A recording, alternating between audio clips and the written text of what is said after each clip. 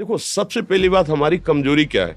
हम परेशान हो जाते हैं। संसार में देखो तो परेशान, परमार्थ की तरफ देखो तो हम परेशान हो, ये हमारा आदत स्वभाव बन गया परेशान होना। थोड़ा सा धैर्यवान बनो, गंभीर बनो। कोई इस भारी से भारी विपत्ति में परेशानी स्वीकार करके विपत्ति से थोड़ी निकला जाता। सुलझो, ठीक है, ये विपत्ति आई, समस्या आई, इसका समाधान होगा। ऐसा थोड़ी कि हमें नष्ट कर देगी। अगर अभी हमारी बड़ी हानि हो जाती है, हम कल इससे बड़ा लाभ प्राप्त कर सकते हैं। हमको एकदम बिल्कुल गंभीर रहना है, इतने कमजोर नहीं बन जाना। अब वो गए तो क्या होगा, अब वो वस्तु गई तो क्या, पद गया तो क्या होगा। प्रयास किया था, ये पद मिला था, इससे बड़ा पद प्राप्त करूंगा, मैं इससे बड़ा महान बनूंगा। ठीक है, एक बार गिर गया, गलती हो गई, दंड भोगूंगा, फिर इससे ज्यादा संयम में रहूंगा। बिल्कुल, मतलब एकदम फ्रेश दिमाग रखना चाहिए। और अपने लोग क्या है, जरा सी बात में एकदम पछड़ा कर लेते हैं, एकदम कमजोर हो जाते हैं। ये बिल्कुल ठीक नहीं है। हम जीवन भर की यात्रा की बात कह रहे हैं, भारी से भारी कष्ट में भी मुस्कुराना, तो हमें बल मिला है, हमें भगवान की कृपा का दर्शन हुआ है, हमें उनका दुलार दिखाई दिया है।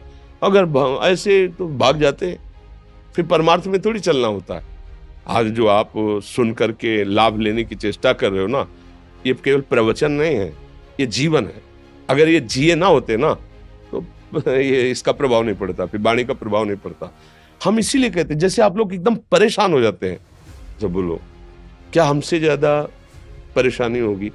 दोनों किडनी खराब, दवाई लाने के लिए पैसे नहीं, पानी रखा है, हम उठ के पी नहीं सकते, भीषण शरीर में कष्ट, भीषण बुखार, क्योंकि किडनी फेल, जरा में बुखार, खाने को क्या, रोटी मांग के लाओ। अगर वहां सब्जी मिलती तो लाल मिर्च ऐसी पड़ के मिलती थी कि वो पा नहीं सकते थे। आप सोचो, पानी लाना है तो मुझे लाना है, पीना है तो मुझे पीना है। अगर मैं हारता तो कहां पहुंच जाता, क्या स्थिति होती? नहीं, मरना है, पर कदम पीछे। कोई दिन ऐसा नहीं जिस दिन सेवा ना की हो, जिस दिन सेवा ना गए हो। गुरु जी की सेवा में जाना है, पहले अपने को स्वस्थ साबित करना है, नहीं वो सेवा ही नहीं लेंगे। तुम बीमार हो, तुम कष्ट में, वैसे उनकी दृष्टि बड़े शांत है। उनकी सेवा की, आके लेट गए, फिर हिम्मत की, अपनी श्री जी की सेवा की, मधुकरी नहीं गए, 3-4 दिन भोजन नहीं गए, पर सेवा नहीं छोड़ा, दिनचर्या नहीं छोड़ी। और उसका प्रधान कारण संयम, ब्रह्मचर्य, भगवत आश्रय, नाम जप, कभी हारने नहीं दिया। अभी भी थोड़ी देर बाद डायलिसिस शुरू होगा। हारने, आपको हारे हुए नजर आ रहे हैं? शरीर में पीड़ा है, किडनी फेल है, ऐसा थोड़ा हम स्वस्थ बैठे हैं, पीड़ा है, बार बार प्यास लगती है, थोड़ा थोड़ा पानी मिलता है, लेकिन हम आनंदित हैं, हम प्रसन्न हैं, हम लड़ाई में हारे नहीं हैं, ना हारेंगे, हम जीत चुके हैं।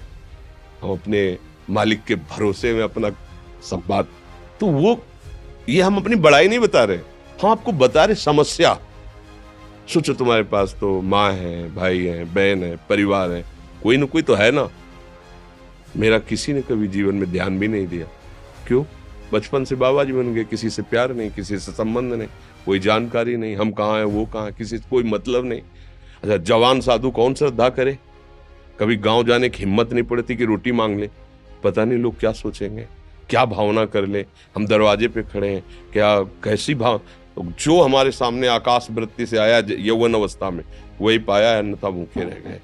जब हम हर समय अपने को विवेक के द्वारा सावधान रखे, तो हम कभी निराश नहीं हुए, कभी उदास नहीं हुए, कभी ऐसा नहीं लगा कि यार हम दुखी, कभी नहीं लगा। उसी का फल है कि उस सुख का संकेत मिल गया जहां दुख की निशानी भी नहीं है।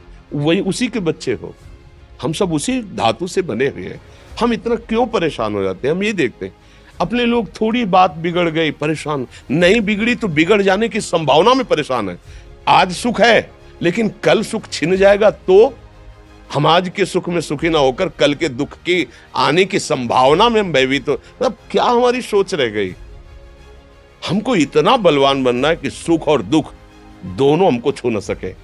भारी से भारी सुख की व्यवस्था है तो अहंकार नहीं, हर्षित होकर किसी का अपमान न करे कि हम धनी, हम पदाधिकारी, अमुक। भारी से भारी दुख आया तो हमें किसी के सहयोग की जरूरत नहीं, हम फिर अपने कदम बढ़ाएंगे, हम फिर जुड़ी हुई अपनी भावनाओं को सजाएंगे। मस्त जीवन, एकदम तुम अविनाशी के बच्चे हो।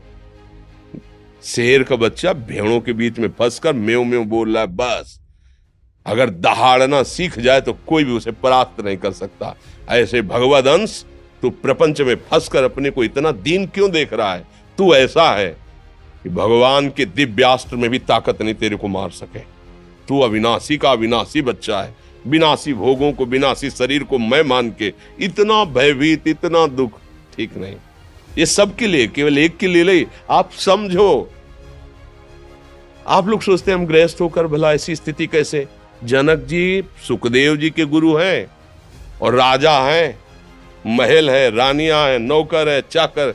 क्या सुखदेव जी जिनके शरीर में लंगोटी भी नहीं है, दिगंबर, परमहंस, परमहंस के गुरु है जनक जी जो राजा हैं। समझो आप ऐसा ना सोचे कि अब नौकरी कर रहे हैं, हम संसार में, हम गृहस्थ हैं, हम आध्यात्मिक की ऊंचाई पर नहीं चढ़ सकते। नहीं, आप एक सरकारी नौकरी या आप किसानी या व्यापार करते हुए आप एक अध्यात्म की ऊंचाई में चढ़ सकते हैं। और अध्यात्म ही है जो तुम्हें इस माया के दुख सुख से ऊपर उठा सकता है। दूसरा, चाहे जितनी संपत्ति आ जाए, आप सुखी नहीं हो सकते।